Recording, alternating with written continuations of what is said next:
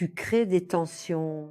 Maman peut être restée ailleurs un moment, c'est ce que mon fils m'a dit.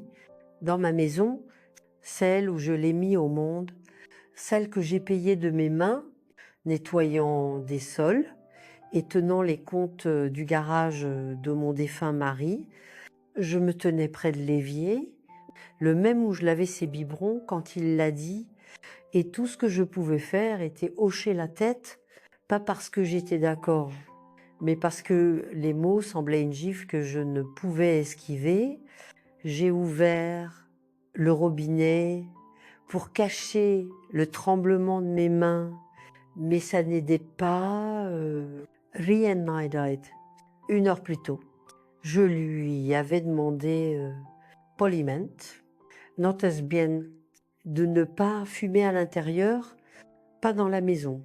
Harper, s'il te plaît, ai-je dit, debout, dans l'embrasure du salon.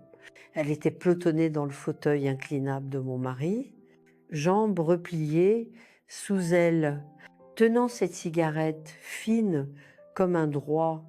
Elle m'a regardé comme si je lui demandais de s'immoler. C'est juste a-t-elle dit, sans bouger.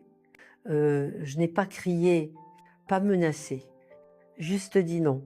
Firmament, clairement, 10 minutes plus tard, elle a déferlé dans la cuisine et claqué la porte moustiquaire assez fort pour faire trembler le verre. Il a suivi mon fil, mon Daniel.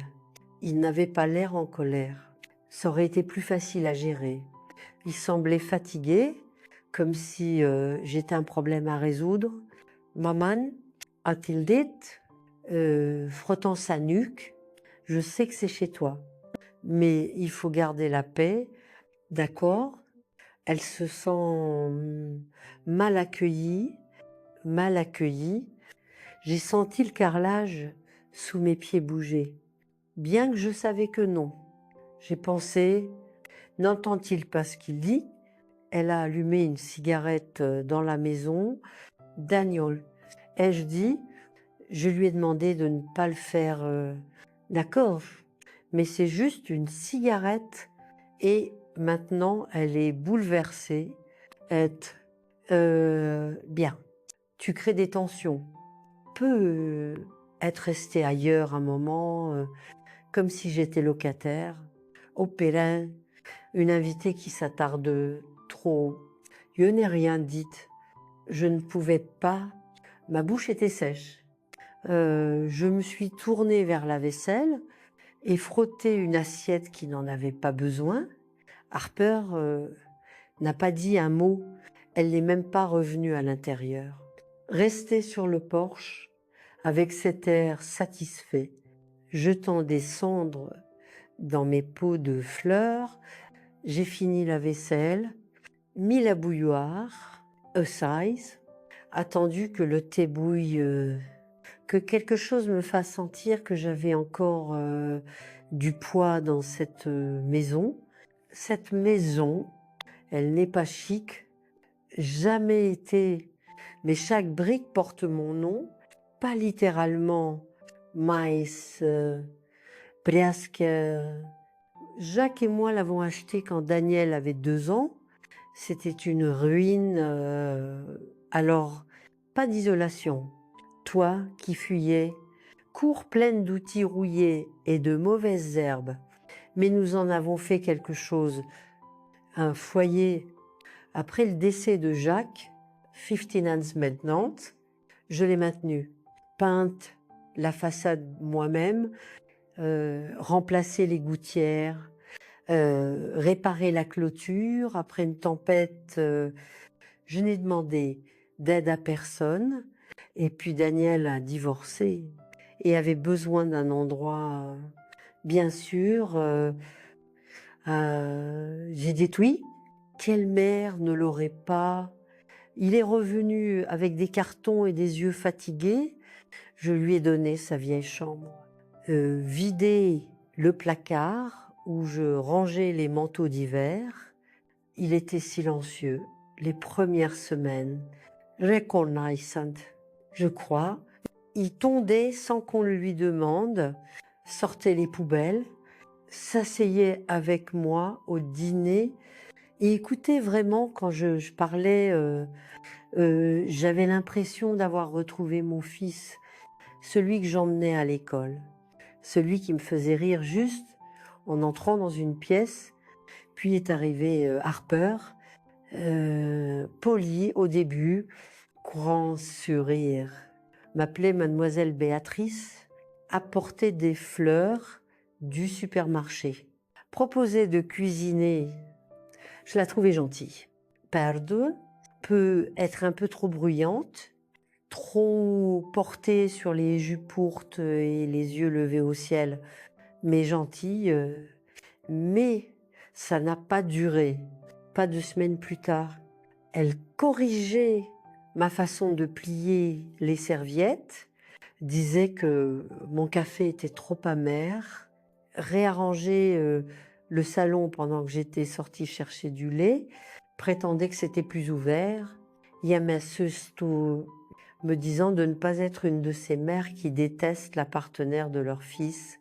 Je l'ai laissé passer, encore et encore, jusqu'à aujourd'hui, où les cigarettes, c'était la limite. Et maintenant, je suis celle qui rend les choses tendues. La bouilloire a sifflé fort et en colère, j'ai versé l'eau. Assise avec mon thé et regardais par la fenêtre de la cuisine, la lampe de poche vacillait, le vent bougeait les rideaux.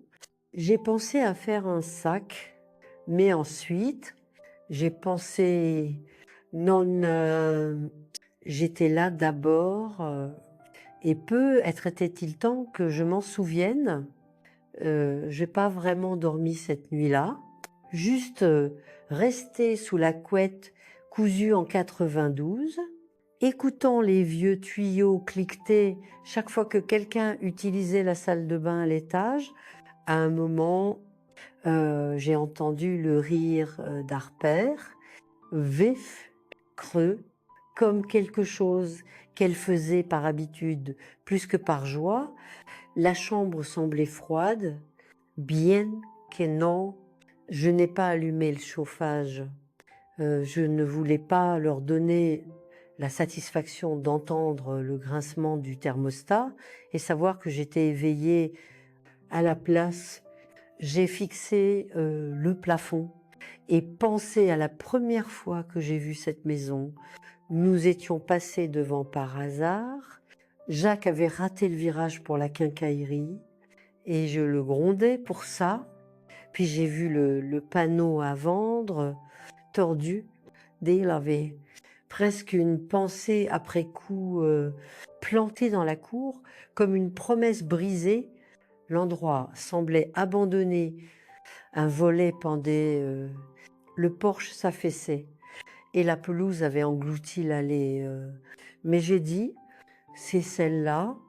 Il pensait que je plaisantais, pas moi. Nous avons fait une offre le lendemain. Tout le monde nous traitait de fous. L'endroit avait des termites, de la peinture au plomb, une fondation qui gémissait comme un vieillard, mais nous n'avions pas beaucoup d'argent et un bébé qui aimait pas dormir dans des appartements avec des voisins criant à travers les murs. Cette maison avait des eaux mores, tétus, mais bons, et nous l'avons réparée planche par planche, clou par clou. Jacques a appris la menuiserie dans un livre. J'ai appris à boucher la cloison sèche et à budgéter jusqu'au dernier centime.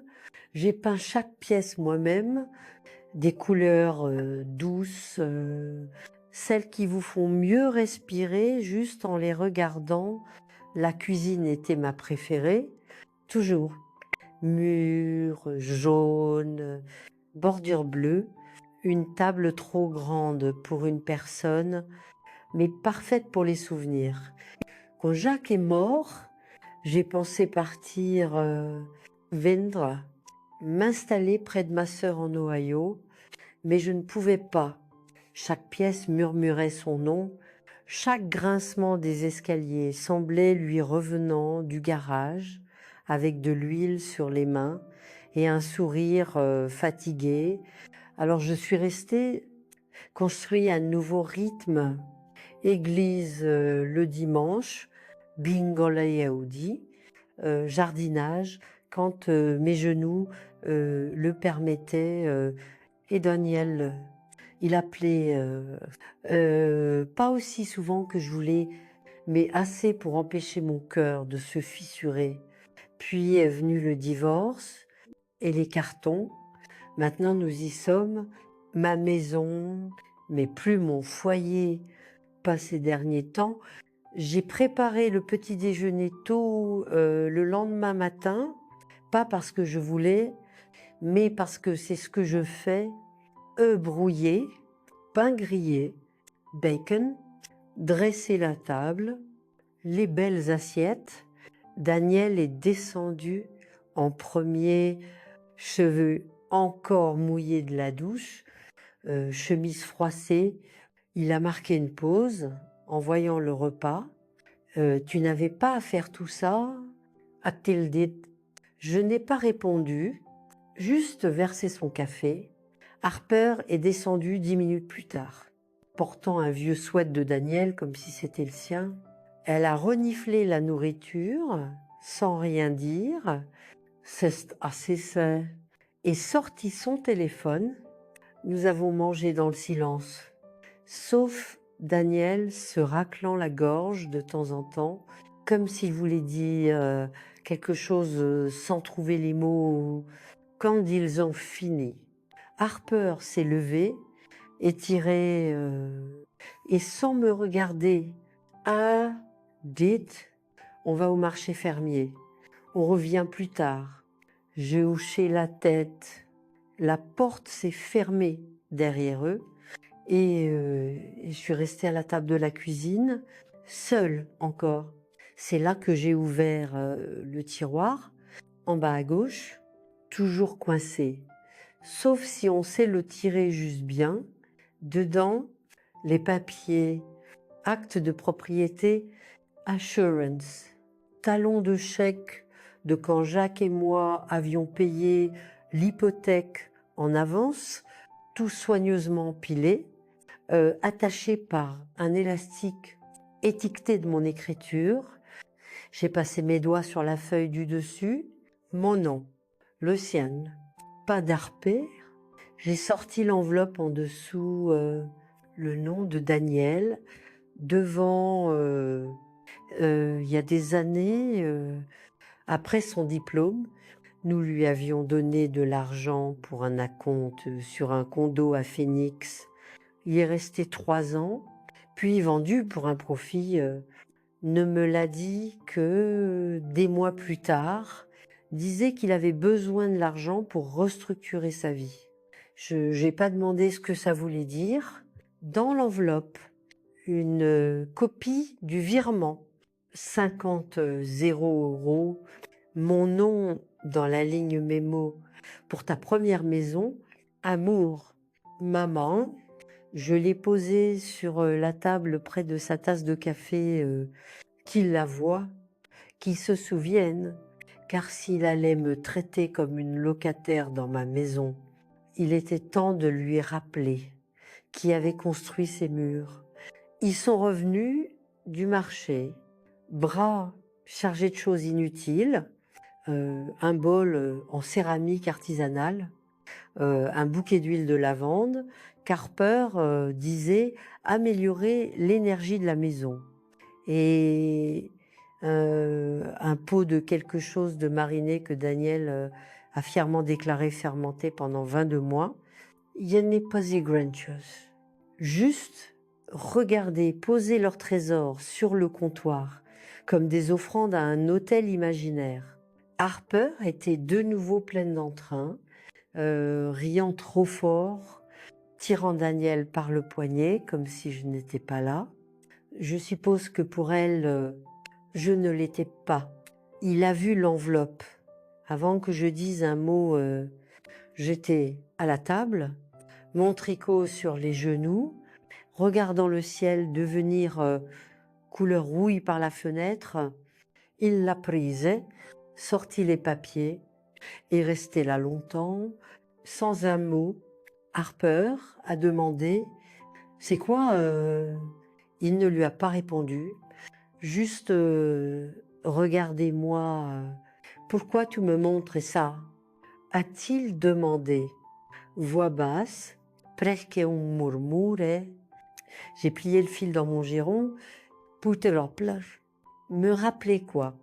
Que je ne suis pas une locataire ici, que j'ai construit cet endroit, que je t'ai aidé plus d'une fois quand tu en avais besoin et que je mérite un respect de base dans ma maison.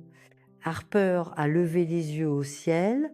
Oh, Encorecha. Daniel lui a jeté un regard, mais elle n'a pas reculé. Tu fais tout un plat d'une cigarette, a-t-elle dit, s'appuyant contre le frigo comme si c'était le sien. Tu n'avais pas à laisser ça pour le culpabiliser. Je l'ai regardé alors, pas en colère, juste fatiguée. Tu l'as allumé dans le salon. Un peu, après que je t'ai demandé de ne pas le faire, il faisait froid dehors. Il y a des vestes. Daniel est intervenu. Pour me lever comme un arbitre, pouvons-nous éviter ça maintenant, s'il vous plaît? Je me suis levée plus lentement qu'avant, mais stable. J'ai passé les derniers mois à me rapetisser, Daniel, à faire de la place pour elle, pour toi. J'ai avalé des commentaires, ignoré des affronts, même contourné mes propres affaires comme une invitée, mais plus maintenant. C'est ma maison. Maman, non. Et je dis doucement mais fermement, c'est ma limite. Et si tu ne peux pas vivre avec ça, est-ce que c'est pas moi qui dois trouver un autre endroit? Il semblait abasourdi, comme si je l'avais giflé. Harper a ricané. Waouh! Je suis sortie avant qu'aucun ne parle, pas par colère, mais parce que j'avais besoin d'air vrai, pas celui imbibé d'huile, de lavande et de jugement. Je suis allée au jardin, pas grand-chose, juste un coin derrière la remise, envahi par endroits, surtout des mauvaises herbes ces jours-ci, mais c'est à moi, mes mains ont planté chaque bulbe, arraché chaque racine.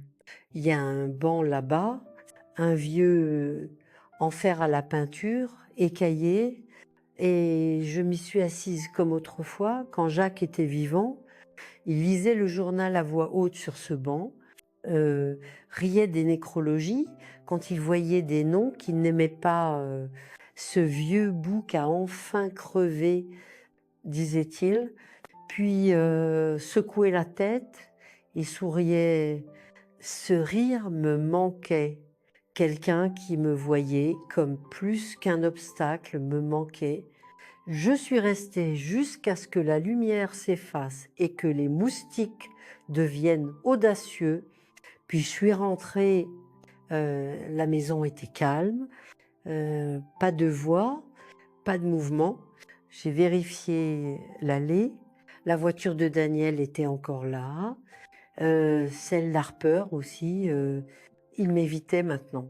C'était bien, je suis montée, fermé ma porte, verrouillée pour la première fois depuis des années, et cette nuit-là, pour la première fois depuis des semaines, j'ai dormi, pas bien, mais mieux, car j'avais retrouvé quelque chose d'important. Je m'appartenais d'abord.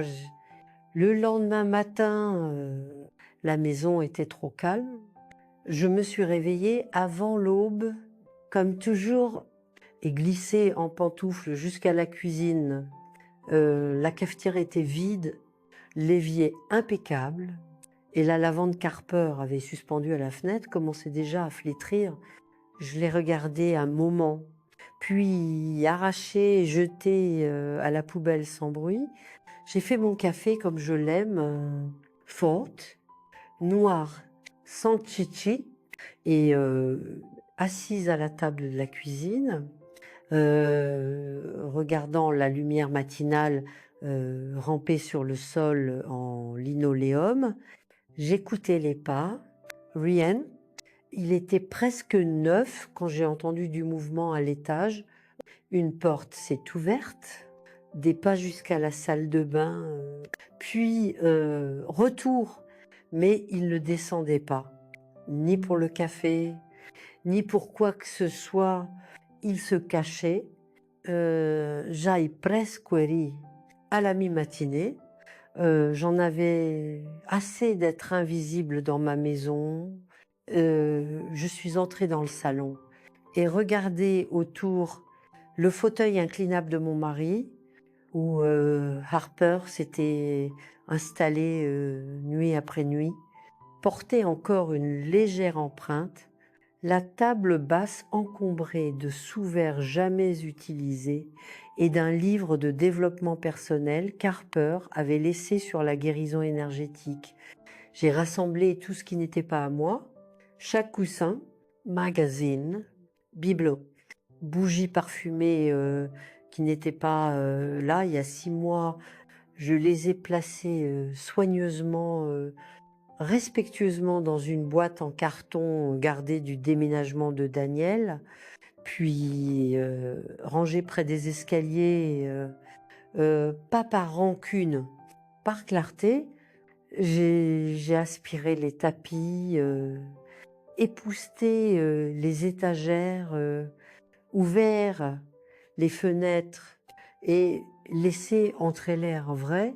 Quand j'ai entendu le grincement du pas de Daniel sur le palier, j'étais dans la véranda coupant les feuilles mortes de ma plante araignée. Il a jeté un œil comme un enfant certain d'être en tort. Salut, a-t-il dit matin? Il est entré, regardé autour comme s'il voyait la maison pour la première fois. Tu as été occupé. Oui. Il a jeté un regard vers le salon. Où est le...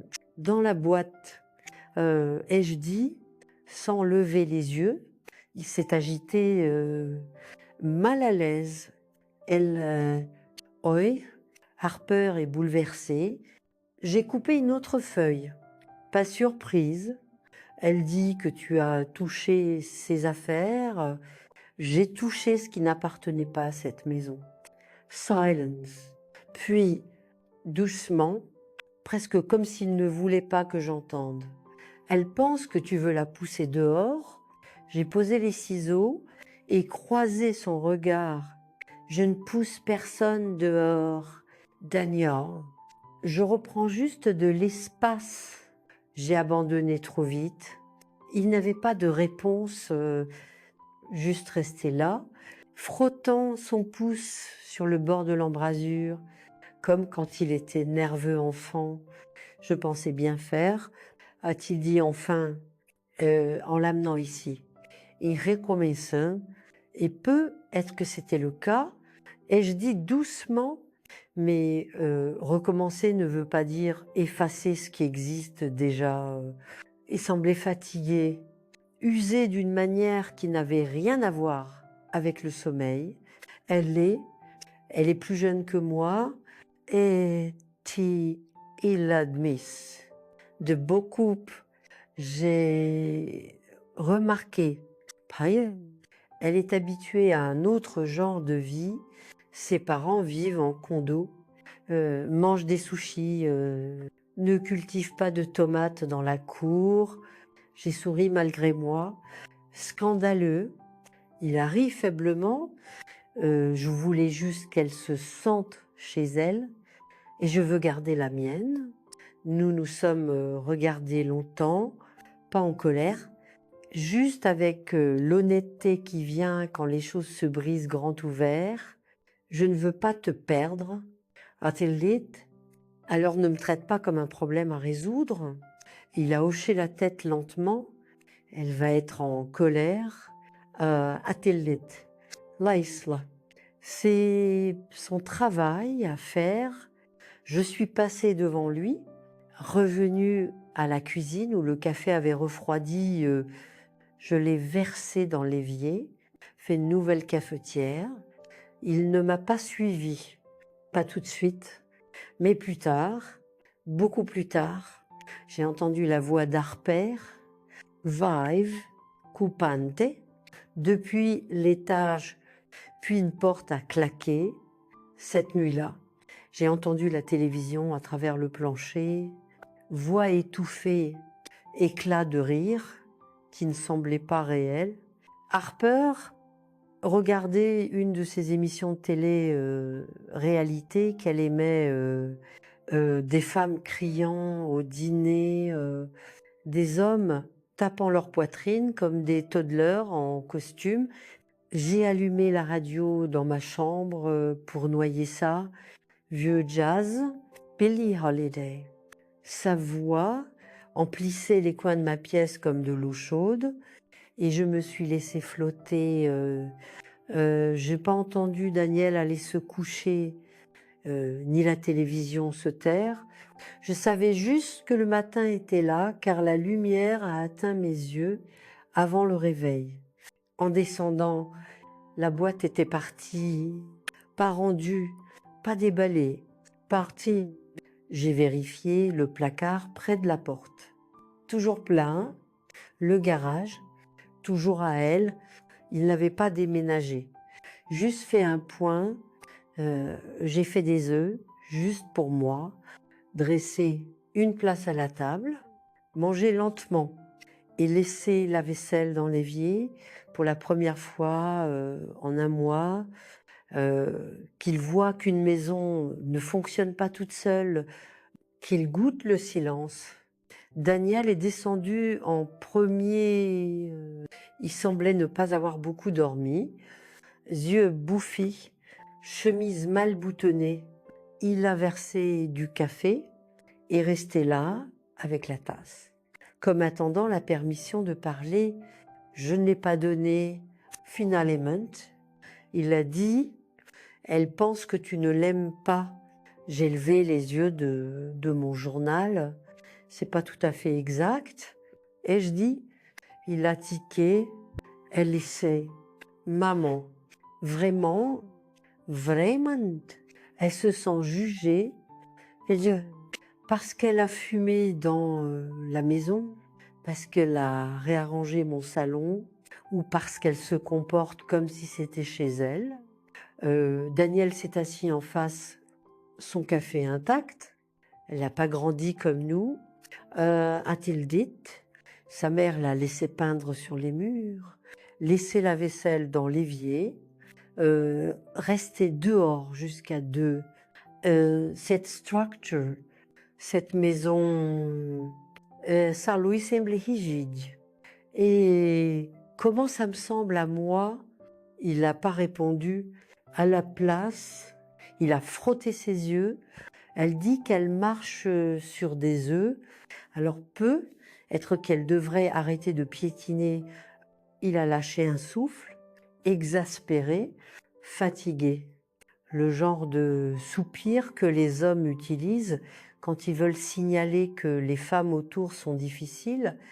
Jacques faisait pareil, mais je ne le laissais pas passer non plus. Je ne suis pas la méchante ici. Et je dis calmement, je n'ai pas dit que tu l'étais. Pas besoin. Il a baissé les yeux sur la table, une miette près de son coude et l'a essuyé comme si elle l'avait offensé. Puis il a dit quelque chose d'inattendu. On pourrait faire un voyage. J'ai haussé un sourcil. Oh, chez sa sœur, juste un peu pour se calmer. Elle s'est regroupée. J'ai hoché la tête lentement. puis une gorgée de mon café. Maintenant tiède, vous devriez y aller. Et je dis, ça te va. Je l'ai regardé, mon fils, mon sewing fund, un homme adulte, vieillissant au bord, toujours incertain de comment gérer l'inconfort, s'enfuir. Ça me va si ça t'aide à comprendre qui tu es dans cette maison. Et je dis, est-ce que tu es prêt à protéger? Il m'a regardé alors, pas comme un fils, pas comme un homme coincé entre deux femmes, mais comme quelqu'un voyant le contour d'un mur qu'il n'avait pas réalisé avoir heurté. Je vais lui parler. A-t-il dit? J'ai hoché la tête. Faïssa, il a laissé son café sur la table, intact. Quand ils sont partis cet après-midi, il n'a pas dit au revoir. Elle non plus. Les pneus ont crissé sur le gravier et je me suis tenue à l'évier encore, les regardant disparaître devant la vieille boîte aux lettres où le nom de Jacques était à moitié effacé. Je n'ai pas pleuré, ni souri, je suis juste restée là, sentant quelque chose s'installer en moi, comme si la maison avait expiré, comme moi, le premier soir seul était étrange, pas calme exactement, mais immobile, comme si la maison retenait son souffle, attendant de voir si j'allais fêter ou m'effondrer. Je n'ai fait ni l'un ni l'autre. J'ai fait un sandwich, assise dans le bureau, regarder les nouvelles à faible volume. Quand le météorologue a annoncé un front froid, je me suis levée et mis une couette supplémentaire sur le lit d'amis, pas parce que quelqu'un venait, mais parce que je pouvais... L'air sentait le polish à bois et les vieux rideaux, pas ce parfum non-sens Carper vaporisé partout. J'avais ouvert chaque fenêtre dès leur départ et c'était la première fois depuis des semaines que je n'avais pas à m'excuser auprès de mes murs. Plus tard, cette nuit, j'ai erré dans le couloir à l'étage et trouvé la porte de l'ancienne chambre de Daniel, entr'ouverte. Le parfum d'Harper persistait, sucré, écœurant, qui n'avait pas sa place dans une pièce peinte en verre doux avec des affiches de baseball sur la porte du placard. Je suis restée dans l'embrasure longtemps, puis j'ai allumé la lumière et commencé. D'abord le placard.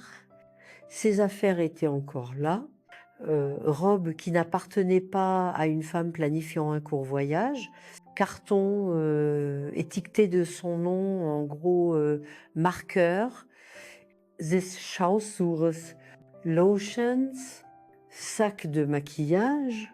J'ai tout rassemblé, boîte par boîte. J'ai porté sa vie hors de cette chambre, dans la chambre d'amis. Je n'ai pas jeté, coché, ni murmuré, tout posé avec soin, mais hors de la chambre de Daniel, hors de la maison de Jacques. Quand j'ai fini, j'ai fait le lit, redressé les couvertures, fermé la porte. Puis je suis retournée dans ma chambre, allongée et dormi mieux que depuis des mois le lendemain matin. J'ai appelé mon avocate, Meredith, c'est Béatrice. Je veux parler de la maison. Elle a marqué une pause.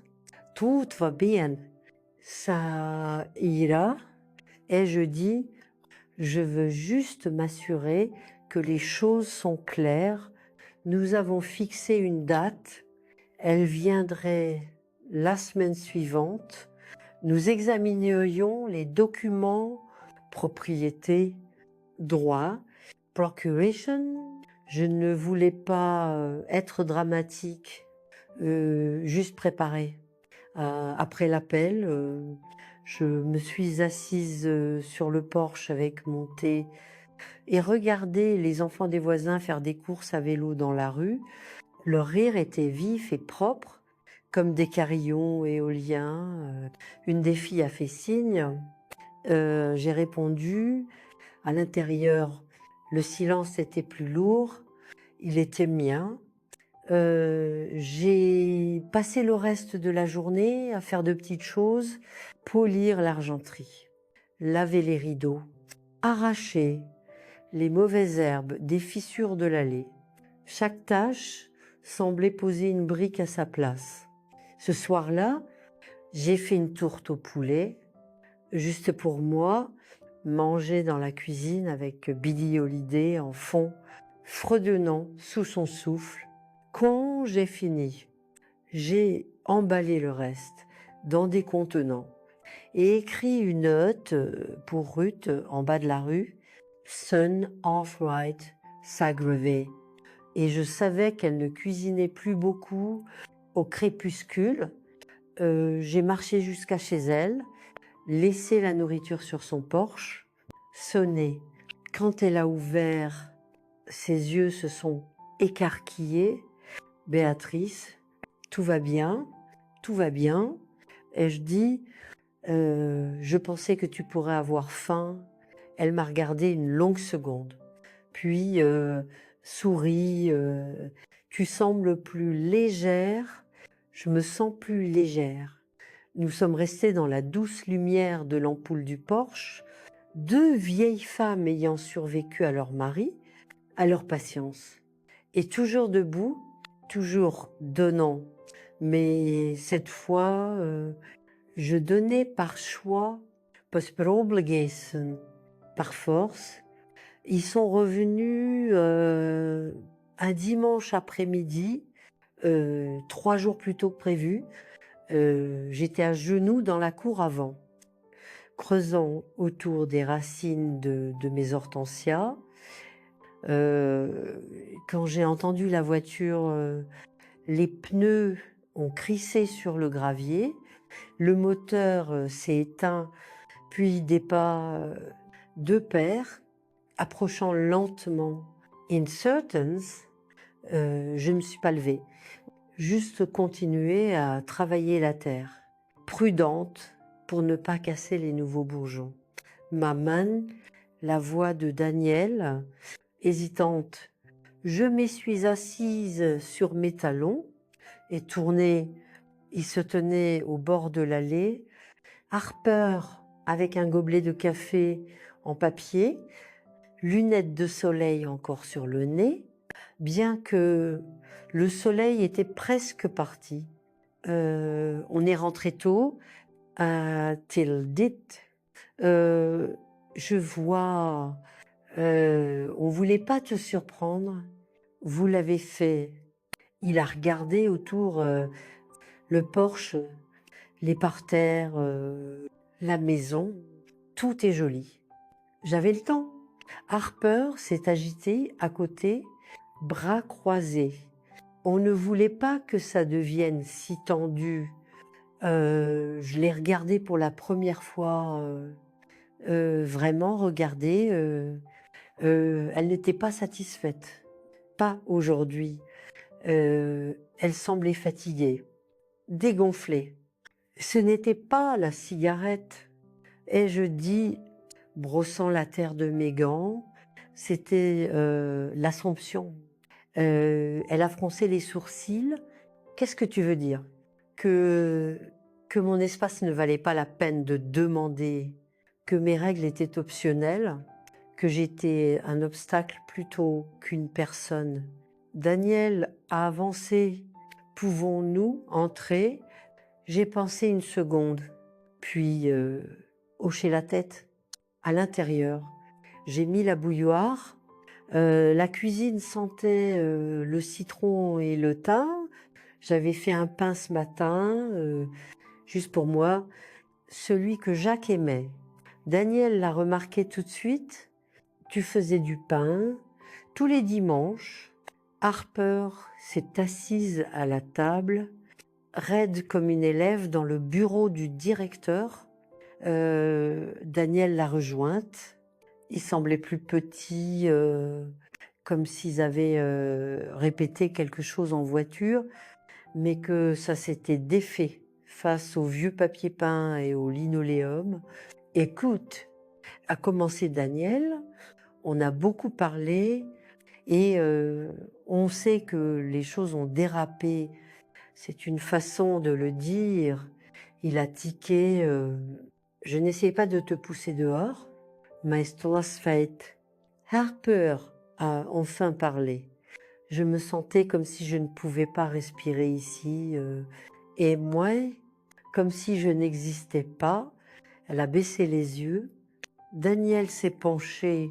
On veut réparer ça. J'ai versé l'eau. Posé 3 tasses sur la table. Un instant. Ça semblait la paix. Mais pas encore. Comment? Et je demandais. Silence. Puis Harper a dit on cherche notre propre endroit. J'ai cligné des yeux. On en a parlé en chemin. A-t-elle continué? Et j'ai réalisé que je veux pas vivre quelque part où je ne peux pas être moi-même. Et je veux pas être la raison pour laquelle une mère et son fils se parlent à peine. Daniel a hoché la tête. Je pense qu'on a bougé trop vite. Je n'ai pas réfléchi. J'ai siroté mon thé, encore trop chaud, mais j'accueillais la brûlure. Ça me rappelait que j'étais vivante, présente. Trouvez votre propre endroit. Et je dis lentement, c'est une bonne idée. Harper a expiré, comme si elle avait retenu son souffle depuis mardi, mais pas juste pour vous, ai-je ajouté. Pour moi aussi. Daniel a incliné la tête. Que veux-tu dire? J'ai besoin de récupérer ma maison, pas juste les pièces, le sentiment, l'air. J'ai besoin de marcher pieds nus dans le couloir la nuit, sans trébucher sur les chaussures de quelqu'un. J'ai besoin d'ouvrir mon frigo sans trouver de lait d'avoine bio que j'ai jamais demandé. Une pause. Puis Daniel a ri. Voulez rire celui que je n'avais pas entendu depuis le divorce. Ton lait me manque. A-t-il dit ce truc épais qui bouche les artères? J'ai souri, toujours dans le frigo. Il a regardé Harper. Ça te va? Elle a hoché la tête. Je crois que oui. Et juste comme ça, la température a changé et pas chaude encore, mais pas gelée. Nous avons bu notre thé, parlé de logistique, d'annonces et de délais. Quand ils sont partis, Daniel m'a serré dans ses bras à la porte. Merci, maman. A-t-il dit? J'ai hoché la tête.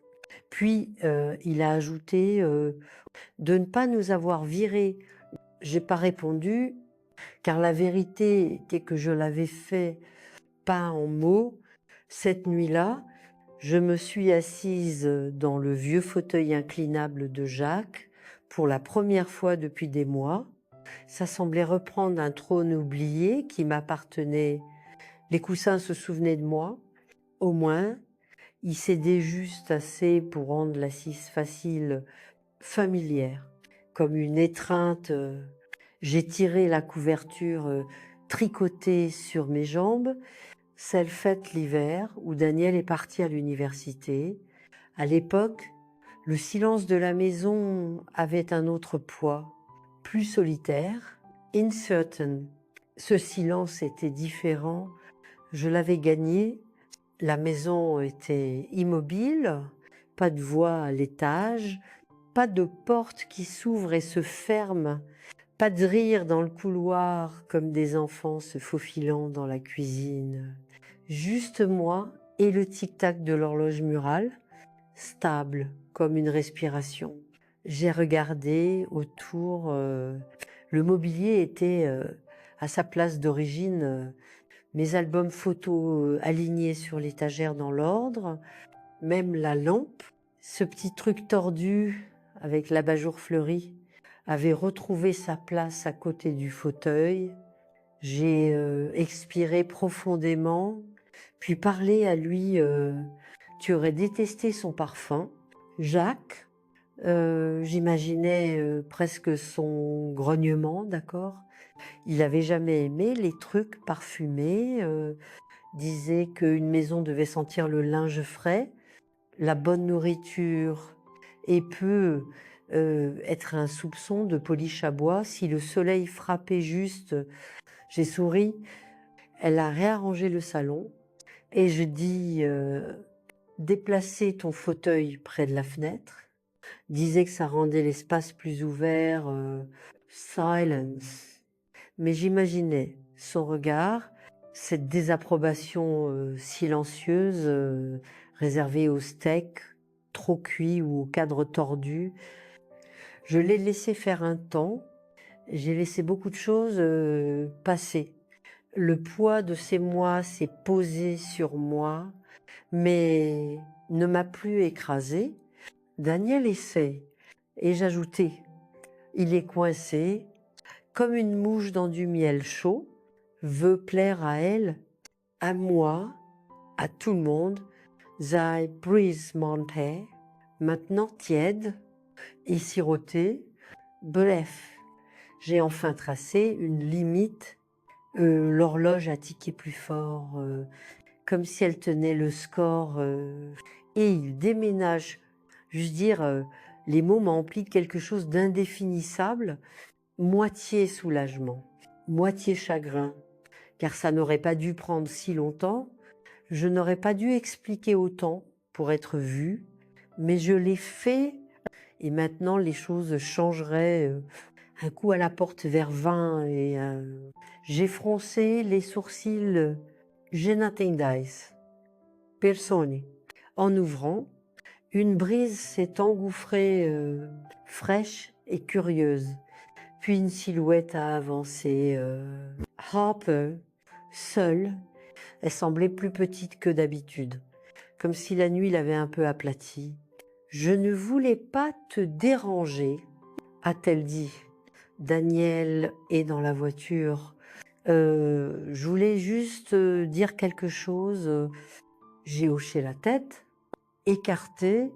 Elle n'a pas pris place, juste restée près de la porte, bras serrés autour d'elle. Je n'ai pas grandi avec des limites, a-t-elle dit vite. Ma mère me laissait faire ce que je voulais. Mon père n'était pas là. Les règles semblaient du rejet. Je suis restée silencieuse, la laissant parler. Alors quand tu m'as demandé de ne pas fumer dans la maison, ça semblait un coup de force, comme si tu traçais un cercle dont je ne faisais pas partie. Tu avais raison, et je dis, elle a cligné des yeux, je traçais un cercle autour de moi, autour de ce que j'ai construit pendant des décennies, et tout ne s'y intègre pas. Ses épaules se sont affaissées un peu. Je suis désolée, a-t-elle dit. Je l'ai cru, pas parce qu'elle l'a dit parfaitement, mais parce que sa voix craquait un peu au bord et parce qu'elle était venue seule. Je ne suis pas ton ennemi, Harper, ai-je dit, mais je ne suis pas ton paillasson non plus. Elle a hoché la tête, puis tendu une petite boîte, dédain, un nouvel ensemble de torchons à thé, bleus avec de petites violettes cousues dans les coins, pas cher, pas clinquant, mais réfléchi. Je les ai vus au marché, a-t-elle dit. Ça m'a fait penser à toi. J'ai touché le tissu doucement. Ils sont adorables. Elle a souri. Bref, est tordue, puis s'est tournée pour partir. Juste avant de sortir, elle s'est retournée. Tu es plus forte que je pensais. J'ai croisé son regard. J'ai toujours été forte. Tu le vois juste maintenant. On dit. Le lendemain matin, je me suis assise avec Meredith à la table de la cuisine. Une pile de dossiers craft étalés entre nous comme un champ de bataille en papier. Elle était efficace, douce. mais ne mâchez pas ces mots. Le genre de femme qui portait des perles pas pour l'élégance, mais comme une armure. Alors, a-t-elle dit, feuilletant les documents, la maison est toujours à ton nom seul, ce qui te donne un contrôle total, mais la question est, que veux-tu protéger? J'ai jeté un œil à la fenêtre où le soleil éclairait la cour comme un projecteur sur une scène où j'avais été toute ma vie. La clôture penchait un peu au sud, les hortensias commençaient à fleurir. Un oiseau avait niché dans l'avant-toit du porche, et ai-je dit, je veux tout protéger. Elle a hoché la tête, ça inclut ton autonomie. Oui, alors nous pouvons réviser la fiducie. Elle a commencé à expliquer les détails sur les fiducies vivantes, clause d'héritage, conditions. J'ai écouté attentivement Stylo in Maine et paraphé où elle pointait sans hésitation. Pendant des années, je m'étais dit que garder la paix signifiait rester silencieuse. Mais la paix n'est pas le silence. La paix est la protection, les limites, savoir où est la ligne et se tenir fermement du côté qui ne te coûte pas ta dignité. Nous avons passé presque 1 heure sur les papiers. J'ai ajouté une clause. Si je devenais incapable de vivre indépendamment, la maison n'irait pas à Daniel automatiquement. Elle irait dans une fiducie gérée par un tiers neutre et toute décision devrait m'inclure ma voice ou mes mots par écrit. Meredith m'a regardé après que j'ai signé la dernière page. La plupart des gens de ton âge ont peur de bouleverser leurs enfants. Je suis pas la plupart, ai-je dit. Quand elle est partie, j'ai fait une nouvelle cafetière de thé et assise près de la fenêtre, les torchons d'Harper, maintenant soigneusement pliés dans le tiroir. Je n'avais pas décidé si je les utiliserais. Certains cadeaux prennent du temps à se déployer. Le téléphone a sonné une fois vers midi. Daniel, je n'ai pas décroché, pas par rancune. Juste après t'as parlé encore. J'avais besoin de la journée pour laisser tout s'installer. Le soir, je me sentais différente. Pas en colère, pas fière, juste enracinée. J'ai sorti les albums photos, ceux de quand Daniel était petit, lui en costume d'Halloween, un casque d'astronaute tordu fait d'un bol à mélanger et de papier aluminium, lui avec Jacques au lac, souriant devant un poisson à peine plus grand que sa main. Lui, le jour de la remise des diplômes, incertain mais essayant de le cacher. Il avait besoin de moi pour tout et j'avais tout donné. Nuit, Argent, Trajet, Nuit, Blanches. J'avais écrit des chèques quand il trébuchait, répondu aux appels quand son mariage craquait, ouvert la porte quand il n'avait nulle part ailleurs où aller. Mais ce dont j'avais besoin, respect, réciprocité, même un soin de base, arrivait trop souvent en dernier. J'ai sorti une photo de l'album, un Polaroid un peu délavé, Jacques et moi sur ce porche, Daniel sur mes genoux. Il devait avoir 3 ans. Je semblais si jeune, il semblait si en sécurité. Je l'ai épinglé au frigo avec un aimant en céramique en forme de tomate. Un des ceux que Daniel avait fait à l'école, pas pour la nostalgie, pour la mémoire, car ce souvenir est la première étape pour ne pas répéter, alors que le ciel devenait doré. Je suis sortie m'asseoir sur la balancelle du porche. Elle grinçait un peu, comme toujours. L'air sentait le lilas et le vieux bois. La brise soulevait une mèche de mes tempes. Et j'ai pensé, c'est à moi, tout ça. Pas parce que je l'ai réclamé fort, mais parce que j'ai enfin cessé de le donner le lendemain matin. La première chose que j'ai faite a été de déplacer les chaussures. Daniel en avait laissé 3 paires près de la porte d'entrée et ses baskets, ses bottes de travail et une paire de mocassins qu'il ne portait jamais mais gardait au cas où. Elles étaient là depuis des semaines, bloquant à moitié le couloir, comme des marqueurs pour une vie qui ne respectait plus la mienne.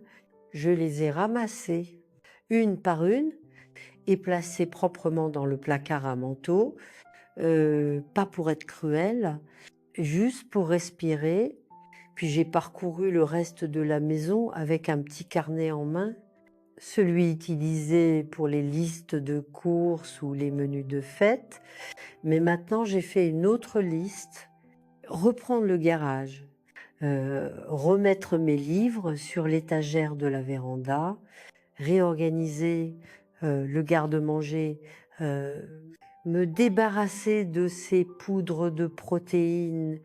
Ce n'était pas des corvées, c'était des réclamations, des actes petits stables, de me souvenir où je vivais, de rappeler à la maison qu'elle m'appartenait, pas au chaos que j'avais laissé entrer sous le nom d'hospitalité. J'ai commencé par le garage.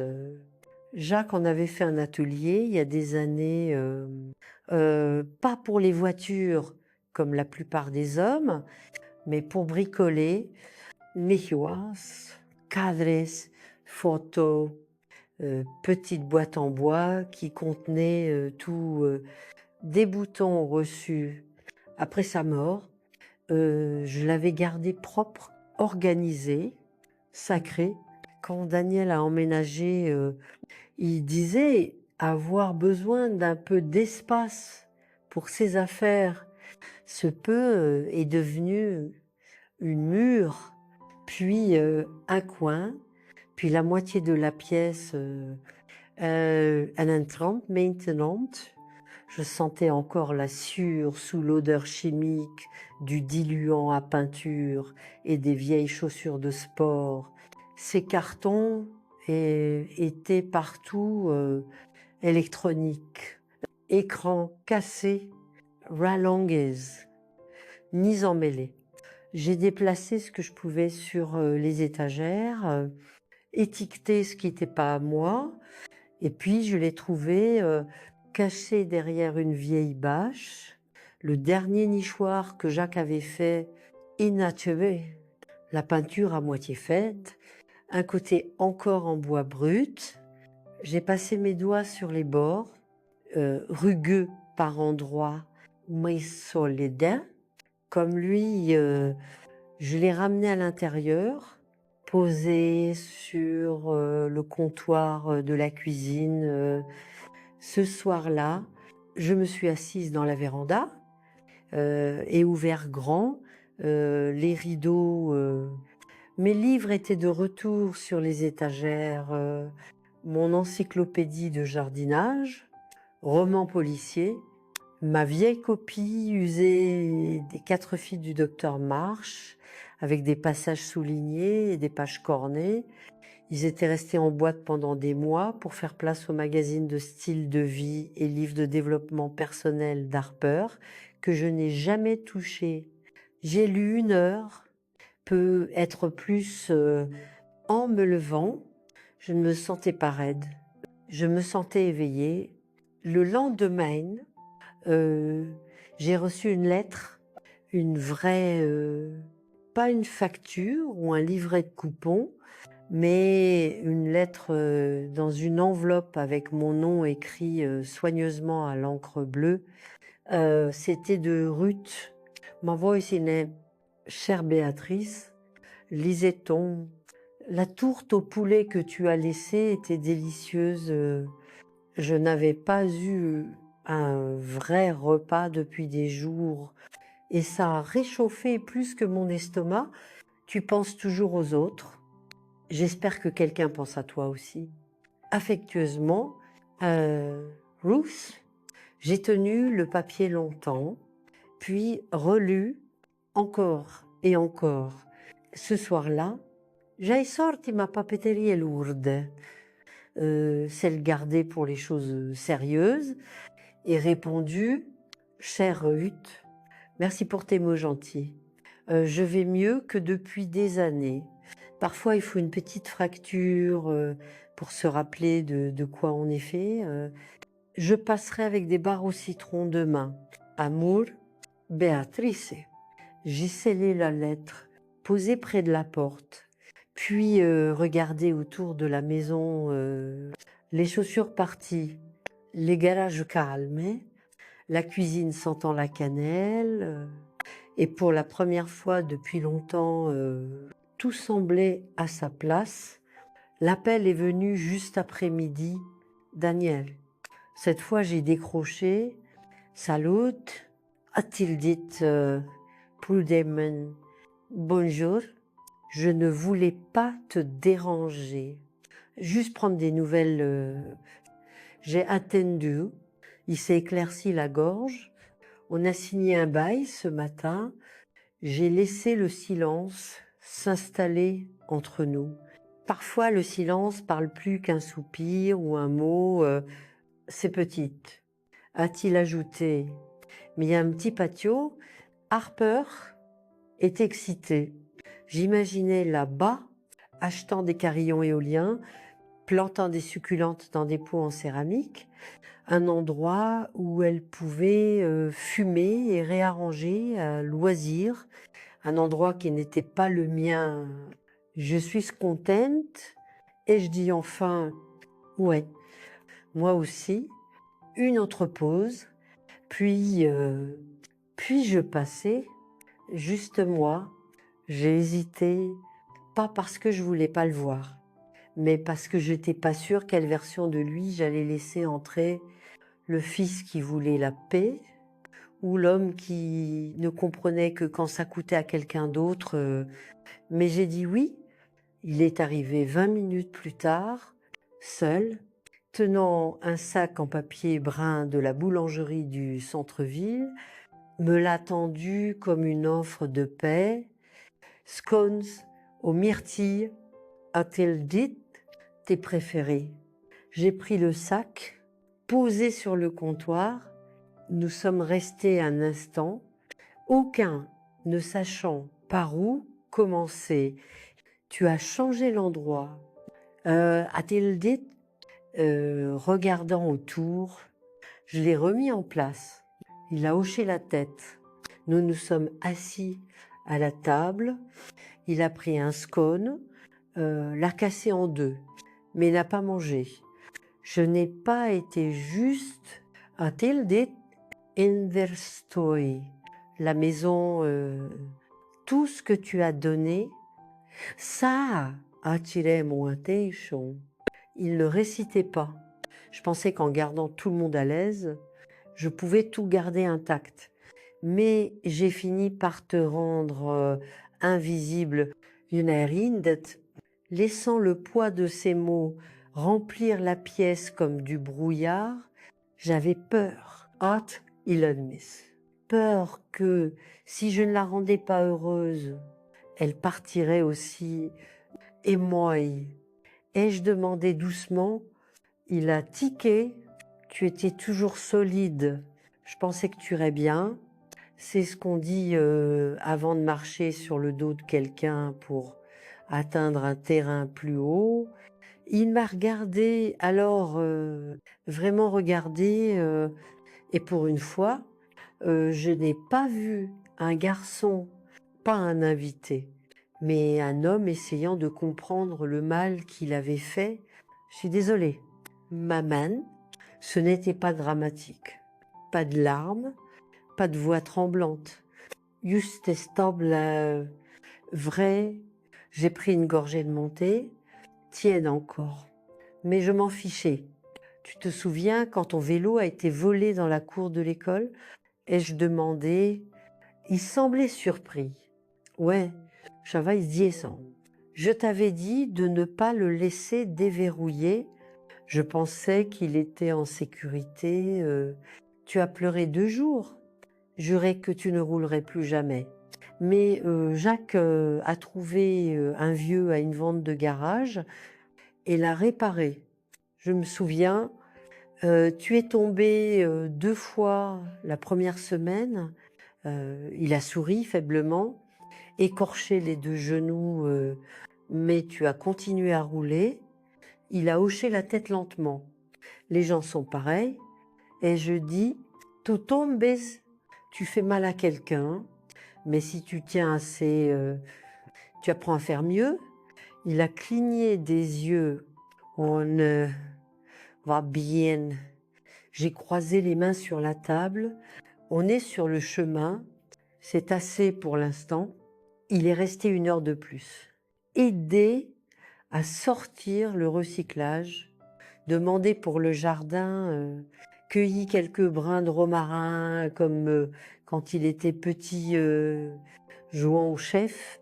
Et un partant, il m'a serré dans ses bras, fort cette fois, pas par culpabilité, mais par quelque chose proche de l'amour. Les jours suivants ont été calmes, mais pas le genre inquiet. Plus comme après une tempête, quand l'air sent propre et les feuilles cessent de trembler. Daniel n'a pas appelé, mais je ne m'y attendais pas. Je savais qu'il avait besoin de temps pour trouver ses marques dans le nouvel endroit. J'imaginais assembler des meubles Ikea avec Harper, tous deux se disputant sur les instructions, à une vis près d'une crise. C'était leur tour de comprendre. Le mien était passé, j'avais déjà compris, et plus encore. Je suis retournée à ma routine, épicerie le mercredi, église le dimanche. J'ai même sorti ma vieille machine à coudre et commencé à ourler les rideaux de la chambre d'amis. Ça faisait des années que je n'avais pas enfilé une canette, mais mes mains se souvenaient. Un après-midi, Ruth est passée avec un pot de sa confiture de figues. Je l'ai invitée pour le thé. Et nous nous sommes assis sur le porche comme 2 femmes qui en avaient trop vu et avaient décidé d'arrêter de s'excuser pour ça. Tu sais ce qui est drôle, a-t-elle dit, remuant sa tasse.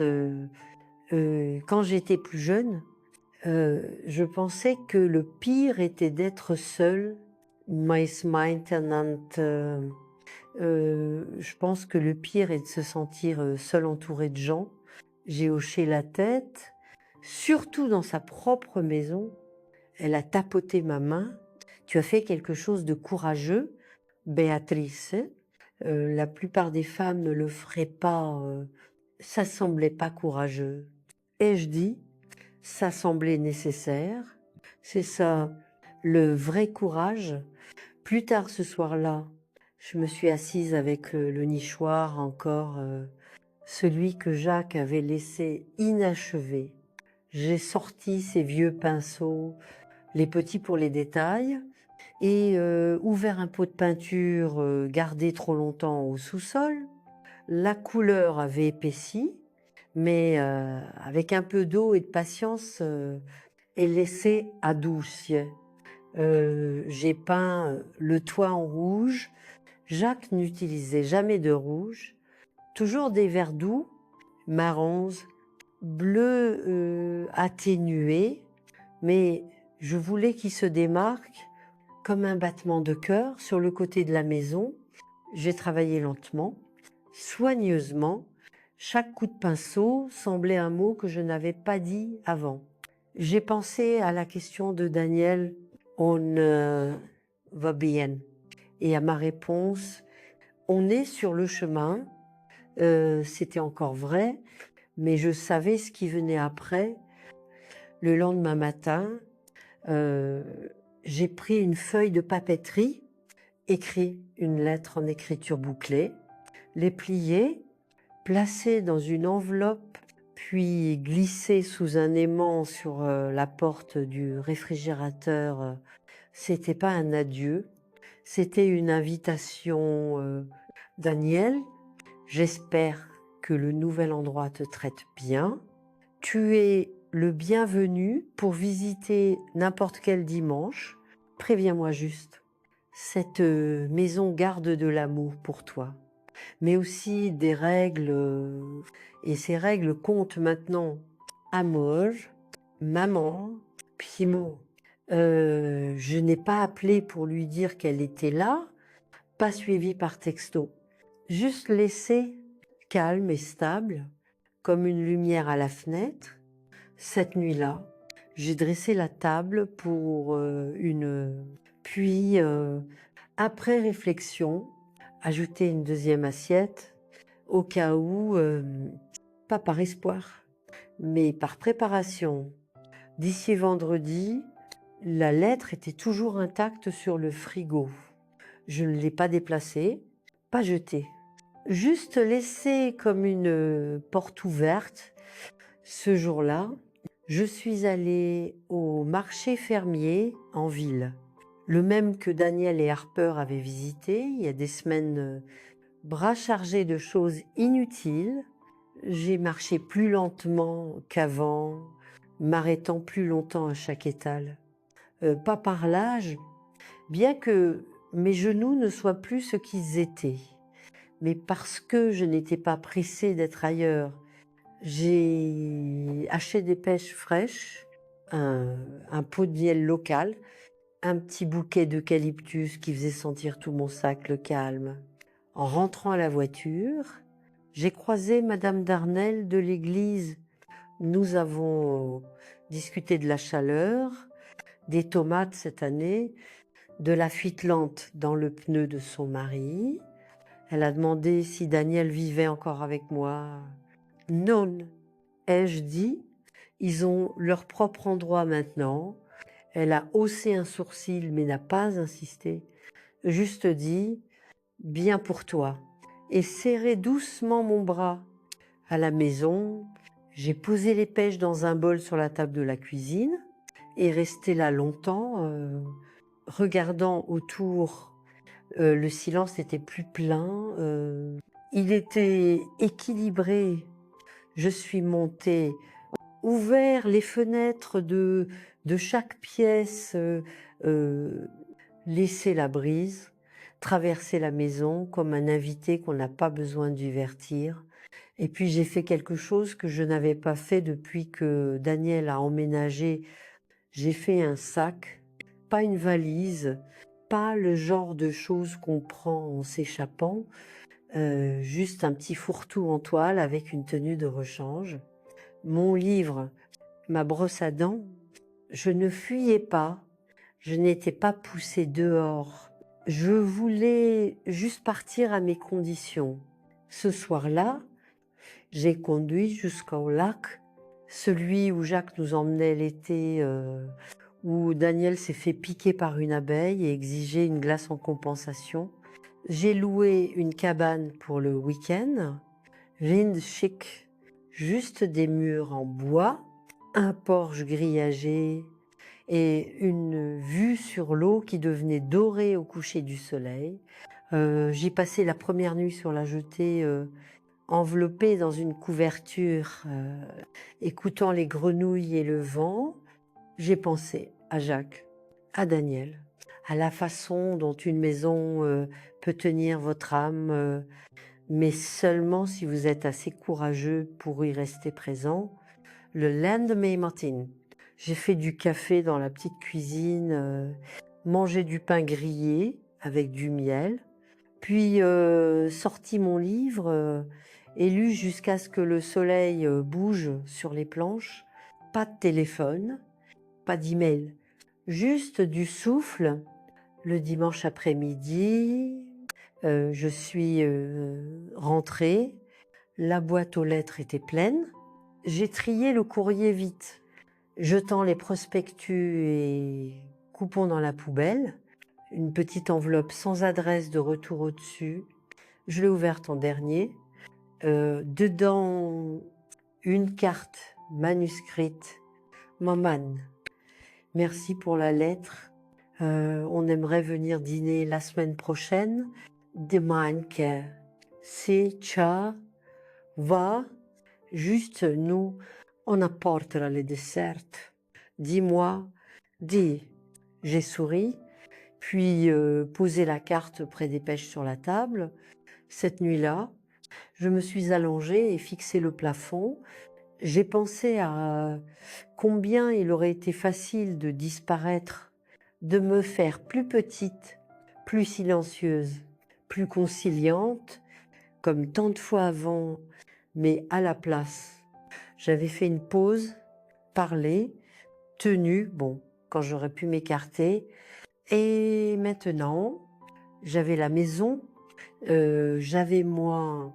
Et si Daniel revenait, il reviendrait dans un endroit avec des murs qui ne pliaient pas au silence, mais se tenaient droit à cause de lui. Le dimanche est arrivé avec une brise qui faisait teinter les carillons du porche et agiter les rideaux de la cuisine. Je me suis réveillée tôt, pas par nerfs.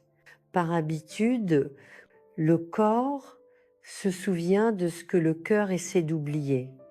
J'ai dressé la table pour 3, sorti les belles assiettes, celles gardées pour les fêtes, puis arrêté d'utiliser quand la maison semblait trop pleine de tension et vide de soins. Aujourd'hui semblait digne, pas parce que parfait, mais choisi. J'ai fait un poulet rôti au romarin, des pommes de terre croustillantes comme Daniel les aimait, des haricots verts au citron, pas de quinoa, pas de tofu. Pas d'essai d'accommoder un monde qui n'a pas demandé comment je me sentais avant d'entrer à 16 hours. Le poulet reposait sous du papier aluminium. Le soleil avait traversé le sol du salon, rendant tout doré. Je me suis assise sur la balancelle du porche avec un verre de thé glacé et attendu à 16H23. Leur voiture s'est arrêtée. Daniel est sorti en premier, portant un plat couvert Harper a suivi, tenant ce qui semblait une tarte au citron meringuée achetée. Une petite sieste silencieuse. Ils ont marché vers le porche, lentement, comme des gens ayant répété, quoi, ne pas dire. Ça sent bon, a dit Daniel en entrant. Le dîner est presque prêt et je dis, mettez-vous à l'aise. Ils se sont assis à la table pendant que je dressais les plats. Je bougeais sans hâte, laissant le cliquetis des fourchettes et verres remplir la pièce avant les mots. C'est Harper qui a parlé en premier. Ça a l'air magnifique, a-t-elle dit. Merci de nous recevoir. J'ai croisé ses yeux. Merci d'être venu. Nous avons mangé dans un calme pas maladroit. Just prudent, comme marcher sur un pont qu'on vient de reconstruire. Daniel a demandé pour le jardin. Je lui ai dit que les tomates étaient en retard cette année. Harper a complimenté les rideaux. Je lui ai dit que je les avais ourlés moi-même. La conversation était superficielle, mais fluide. Après le dîner, Daniel a aidé à débarrasser les assiettes. Harper a séché. Nous bougions comme un trio qui se souvenait des pas, même si la musique avait changé. Et puis, alors que nous étions dans la cuisine avec la dernière assiette séchant sur l'égouttoir, Daniel a demandé s'il pouvait voir le garage, bien sûr, et je dis, il est sorti par la porte arrière et disparu dans la lumière tamisée de la cour latérale. Je me suis tournée vers Harper, qui se tenait là, tordant un torchon dans ses mains. Puis-je dire quelque chose? A-t-elle demandé. Tu peux? Elle a pris une inspiration. tu avais raison sur beaucoup de choses. Hey, attendu. Je savais pas ce que c'était d'entrer dans la vie de quelqu'un d'autre. Je pensais qu'en agissant comme si j'appartenais, je le serais. J'ai hoché la tête, mais ça ne marche pas comme ça, a-t-elle dit, et je vois maintenant que je n'étais pas juste impolie, j'étais négligente avec ton espace, avec ta patience. C'était la chose la plus proche de la vérité que j'ai entendue d'elle. Merci. Et je dis, elle a souri, pas large, pas polie, juste honnête. Puis Daniel est revenu, tenant quelque chose enveloppé dans un vieux torchon. Il l'a déballé sur le comptoir. Les nichoirs. Pint. Fini. Tu l'as trouvé à Tilly. Je pensais que tu aimerais l'accrocher quelque part. J'ai hoché la tête. Près de la fenêtre de la cuisine. Il en voulait toujours un là. Non, non, je l'installerai demain à Tildit. Ils sont partis peu après, pas d'insistance, pas de pression. Juste, à bientôt. Et j'ai dit oui. Le lendemain matin, j'ai regardé depuis la cuisine alors que Daniel se tenait sur un tabouret, marteau aux mains, accrochant le nichoir juste dehors la fenêtre. Il était prudent, mesurant 2 fois, ajustant l'angle jusqu'à ce qu'il soit droit. La peinture captait la lumière, à rouge et propre. Le toit audacieux contre le revêtement blanc. Quand il a fini, il a reculé, main sur les hanches, et regardé à travers la vitre vers moi. J'ai fait signe. Il a souri. Plus tard, quand il est entré pour le café, nous nous sommes assis dans la véranda, regardant les oiseaux, déjà tournés curieusement. Elle aimerait ici, est-il dit, désignant le nichoir. Elle aimait toujours tes projets. Il a baissé les yeux sur sa tasse. On parle de se marier peut être l'an prochain. Je n'ai pas tiqué. Alors prends ton temps. Et je dis, assure-toi que c'est quelque chose que vous pouvez construire ensemble, pas quelque chose à défendre. Il a hoché la tête. Je le ferai. Il n'y avait plus grand-chose à dire après. Il m'a serré dans ses bras à la porte, plus fort cette fois. Pas d'excuses, pas de promesses, juste de la chaleur. Je l'ai regardé s'éloigner, puis rester longtemps à la fenêtre. Le nichoir oscillait doucement dans la brise. Un seul oiseau petit, gris, incertain, perché au bord, regardait dedans, s'est envolé. Il reviendrait ou pas, mais l'espace serait là. Cet après-midi, je suis revenue à la balancelle du porche. La tarte au citron était à moitié mangée dans le frigo.